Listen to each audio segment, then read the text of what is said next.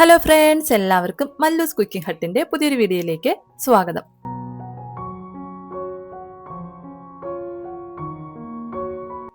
ഇന്നത്തെ വീഡിയോ എന്ന് പറയുന്നത് മഴ സമയങ്ങളിൽ നമുക്ക് നല്ല ചൂട് ചായയുടെ കൂടെ കഴിക്കാൻ വേണ്ടിയിട്ട് ചൂടോട് കൂടിയിട്ട് തയ്യാറാക്കി എടുക്കാൻ പറ്റുന്ന നല്ല അടിപൊളിയായിട്ടുള്ളൊരു ബോണ്ടയാണ്.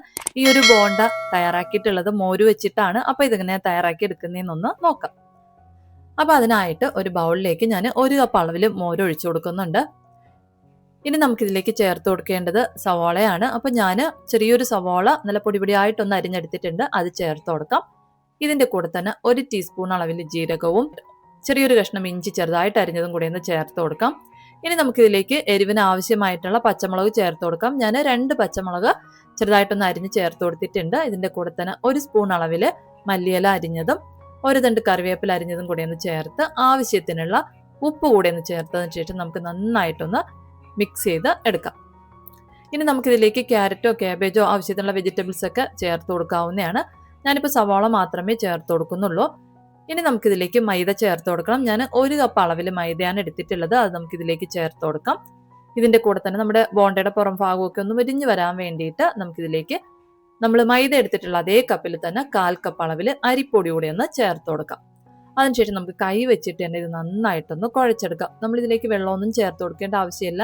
ഈ ഒരു മോരിൽ തന്നെ നമുക്ക് ഈ മൈദയും അരിപ്പൊടിയും ഒക്കെ നന്നായിട്ടൊന്ന് കുഴച്ചെടുക്കാനായിട്ട് പറ്റും. കുഴച്ചെടുക്കുമ്പോഴത്തേക്കും കുറച്ചൊന്ന് ലൂസായിട്ടുള്ള ഒരു പരുവത്തിലായിരിക്കണം നമുക്ക് കിട്ടേണ്ടത്. നമ്മളിതിലേക്ക് സോഡാപ്പൊടി ഒന്നും ചേർത്ത് കൊടുക്കുന്നില്ല, അതുകൊണ്ട് തന്നെ കുറച്ചൊന്ന് ലൂസായിട്ടുള്ള ഒരു പരുവത്തിൽ കിട്ടിയാൽ മാത്രമേ നമ്മുടെ ഈ ഒരു ബോണ്ട നല്ല സോഫ്റ്റ് ആയിട്ട് നമുക്ക് കിട്ടുള്ളൂ. ഇപ്പം ഞാൻ നല്ലതുപോലെ ഒന്ന് കുഴച്ചെടുത്തിട്ടുണ്ട്. കുഴച്ചെടുത്തപ്പോഴത്തേക്കും ഈ ഒരു പരുവത്തിലാണ് കിട്ടിയിട്ടുള്ളത്. ഈ ഒരു പരുവത്തിൽ വേണം നമ്മുടെ ബോണ്ടയ്ക്കുള്ള മാവ് ഒന്ന് കുഴച്ച് എടുക്കാനായിട്ട്. കുഴച്ചെടുത്തതിന് ശേഷം നമുക്കൊരു 5 മിനിറ്റ് ഇത് നന്നായിട്ട് കൈവച്ചിട്ടൊന്ന് ബീറ്റ് ചെയ്ത് എടുക്കാം. അതിനുശേഷം നമുക്കൊരു 10 മിനിറ്റ് ഇതൊന്ന് റെസ്റ്റ് ചെയ്യാൻ വേണ്ടിയിട്ടൊന്ന് മാറ്റി വയ്ക്കാം. ഈ ഒരു പരുവത്തിൽ വേണം ഒന്ന് കുഴച്ച് എടുക്കാനായിട്ട്. ഇപ്പം ഞാനൊരു 10 മിനിറ്റ് ഒന്ന് മാറ്റി വെച്ച് എടുത്തിട്ടുണ്ട്. ഇനി നമുക്കിത് ഫ്രൈ ചെയ്യാനായിട്ട് തുടങ്ങാം. അതിനായിട്ട് എണ്ണ ഒന്ന് ചൂടാകാനായിട്ട് വെച്ചിട്ടുണ്ട്. ഇനി നമ്മൾ ഫ്രൈ ചെയ്യുന്നതിന് മുമ്പായിട്ട് ഇതിലേക്ക് നമുക്ക് ഒരു കാര്യം കൂടെ ചേർത്ത് കൊടുക്കാനായിട്ടുണ്ട്. അപ്പോൾ അത് ഓയിലാണ്. അപ്പോൾ നമ്മൾ ഇതിലേക്ക് ചേർത്ത് കൊടുക്കേണ്ട ഓയിൽ നമ്മൾ ഫ്രൈ ചെയ്യാൻ വേണ്ടിയിട്ട് ചൂടാകാനായിട്ട് വെച്ചിട്ടുള്ള ആ ഓയിലിൽ നിന്ന് 1 സ്പൂൺ അളവിൽ ഓയിൽ എടുത്ത് നമുക്ക് ഇതിലേക്കൊന്ന് ചേർത്ത് കൊടുക്കാം. ഒരുപാട് തിളയ്ക്കുന്ന ചൂട് ഉണ്ടാവാൻ പാടില്ല. ചെറിയൊരു ചൂടോട് കൂടിയിട്ട് തന്നെ നമുക്ക് ഇതിലേക്കൊന്ന് ചേർത്തതിന് ശേഷം നന്നായിട്ടൊന്ന് കുഴച്ചെടുക്കാം.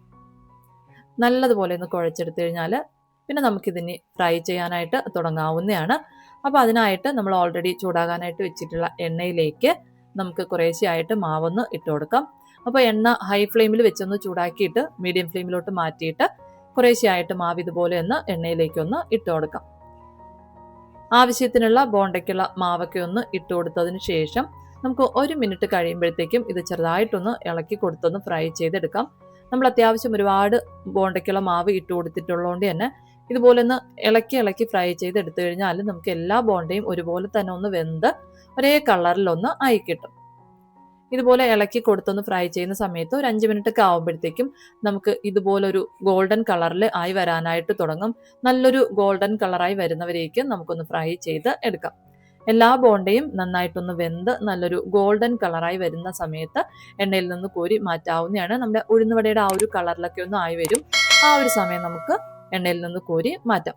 അതുപോലെ തന്നെ നമ്മൾ എണ്ണയിൽ നിന്ന് കോരി മാറ്റുന്ന സമയത്ത് മീഡിയം ഫ്ലെയിമിലാണ് വെച്ചിട്ടുള്ളതെങ്കിൽ ഹൈ ഫ്ലെയിമിലോട്ട് മാറ്റിയിട്ട് നമുക്ക് എണ്ണയിൽ നിന്ന് കോരി മാറ്റാവുന്നതാണ്.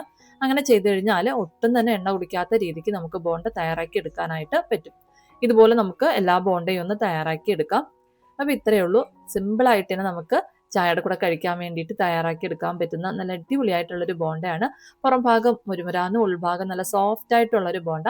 അപ്പോൾ എന്തായാലും ഒന്ന് തയ്യാറാക്കി നോക്കുക. വീഡിയോ ഇഷ്ടപ്പെടുകയാണെങ്കിൽ ലൈക്ക് ചെയ്യാനും ചാനലൊന്ന് സബ്സ്ക്രൈബ് ചെയ്ത് സപ്പോർട്ട് ചെയ്യാനും മറക്കല്ലേ. അപ്പോൾ പുതിയൊരു വീഡിയോയിലൂടെ നമുക്ക് വീണ്ടും കാണാം. Thank you, by.